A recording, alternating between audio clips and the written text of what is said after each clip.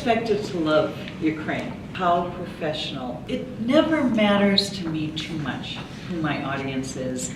I sometimes get very new writers, and I get professional writers, and I get directors and producers, and this was a professional audience, and the questions showed they were thinking very much about their own projects and what they might do and how they might apply the material to them.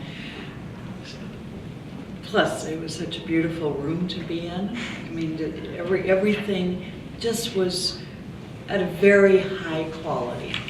And that generally, film is more a director's medium, and that's who they focus on, and that is the boss of the set once the film production gets going. Now, before that, the producer is in charge. Television tends to be more of a producer's medium. The producer's more in charge, and the director keeps changing, and even the writers sometimes keep changing depending, because if it's an ongoing series, many times you have the same writers. The thing I hope for is always that the writer gets respect. 20, 25 years ago, the writer was the bottom of the ladder. Everybody thought they could write. Nobody ever thought that the writer had to have any skill. That has changed, and I think the reason it has changed is there's been a number of us who have done seminars on screenwriting, have written books, and basically we are telling the world screenwriting is important, there's a great deal to learn, and eventually people get the message when a lot of people are doing seminars. I have 9 books on screenwriting, and that sends a subversive message that there's enough knowledge to fill up 9 books. I think there's a future for all kinds of writing. And it is true that some people have moved from feature films to writing for television, but also because you make a better living writing for television. You have a consistent job as long as you are on that series. Now, some people say the best writing is in television. I don't really say that. I think there's great writing in so many feature films as well. But I do like the fact that there is more good writing and interesting and even experimental writing on television, just as there is in film. I mean, we can look at a film like Crash some years ago, 14 plot lines that are all coming together. So that takes tremendous amount of skill. Or Traffic or Syriana and some of these unusual forms. But you look at many of these films and say they are beautifully written, wonderful, memorable characters, and that's what we want to see. Well, there certainly are some negative characters. Breaking Bad, which I understand is here, is a really, really negative characterization. It's a bad guy. And that's probably not what you would have seen 20 years ago. But we've had more negative characters in feature films as well.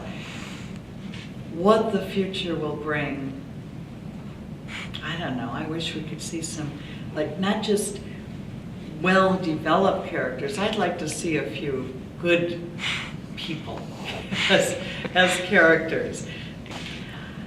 Personally, I think goodness is more interesting than evil. And I think that evil gets to be very one-dimensional.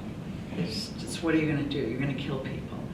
And that the shading of goodness, the kindness, compassion, the ability to listen, sensitivity, gentleness, tenderness, those kind of things I want to see more in films and in television. We don't see them very much. We can see characters that seem to be perfect. That is, they are very pretty, and they are very confident, and they are very strong and powerful, and do everything correctly. But that's different than goodness. And we can, if I say, where was the last really good character that you saw? A good person say, let's see, Schindler's List, Ishtar Stern was good, kind, and understanding and perceptive. But I saw Bomber, Baby Dust, The Jules Verne, and Sniffer.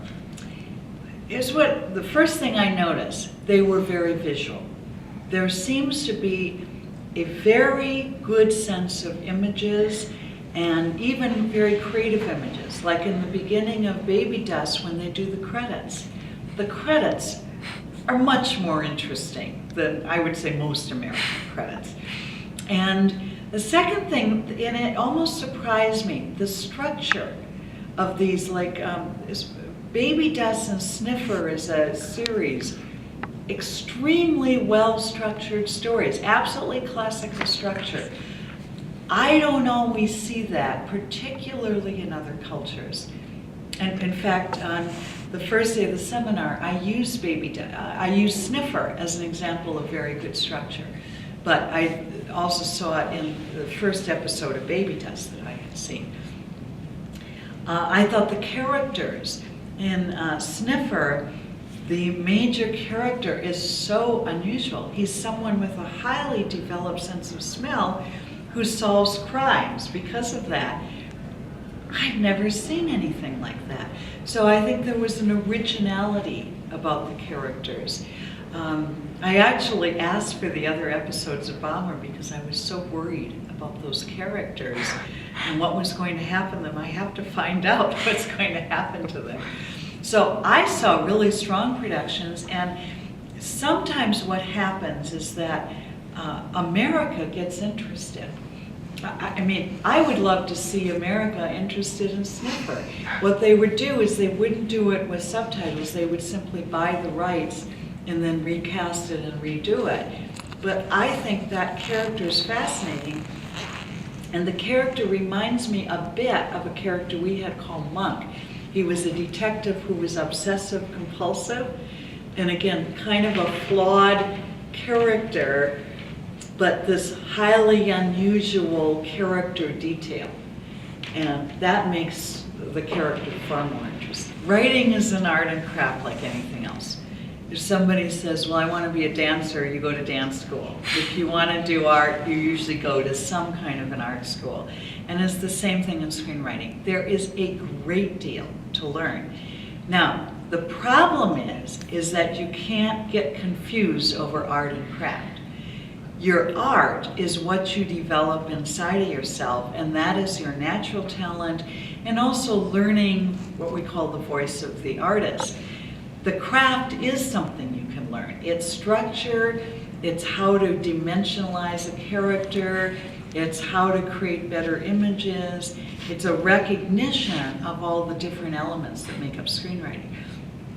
Now, where you learn that can depend. You can go to film school, you can take classes, you can read books. I think you need to have some learning. I don't know how somebody learns all this, because if you say, well, I'm just going to learn it naturally, you say that's going to take a long, long time. And there is the practical element, which means this is not something you just study like, let's memorize history. This is something you have to keep combining with your talent and your art. So I believe in preparation and education. Sometimes people say, should I spend 2 years at film school? And say, well, maybe, maybe not. You might learn just as much doing 5 seminars. On the other hand, you need to keep writing and you need to keep learning. And some people learn from script consultants, for instance. So I work on a script and they say, I've learned so much because I'm helped through the script to make it better, and then the next script I can apply what I've learned in that last time. There is a tendency sometimes to think there is nothing to know.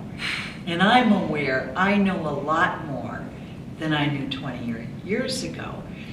Just like 20 years ago, I had already had a master's degree and a doctor's degree, and I had taught college theater. I had a lot of practical experience. I'd worked in a professional theater.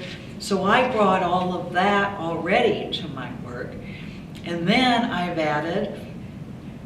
read books, but I've worked a lot on scripts, and I've watched and studied movies, not just watched them, but studied them and said, what are they doing here that could be applied to another movie? So I'm constantly learning, and I think everybody else has to constantly learn about this very exciting and complex art form of screenwriting. People, it's a collaborative art. I say to writers, if you really want to have total control, don't write a script. You are going to lose control from the moment that script is taken over by producer and director and production designer and actor. And everyone's going to come in and put their mark on that script. So it is this amazing process that is very collaborative. Now, if you have a director that respects the script, and if the script is terrific, you can get a wonderful piece of art, but it can also be ruined at any point. I've seen composers ruin a movie. I've seen editors ruin a movie. And I've seen actors ruin a movie. It's miscast. Say, how did you come up with those people? And you cannot make a great movie out of a script that is not great. But you know, you can improve on a script, but you have to start with the blueprint. It's like building a house. You don't create a great piece of architecture if you do not have the right kind of blueprints that are solid and detailed and clear. And so you've got to start there with the great script.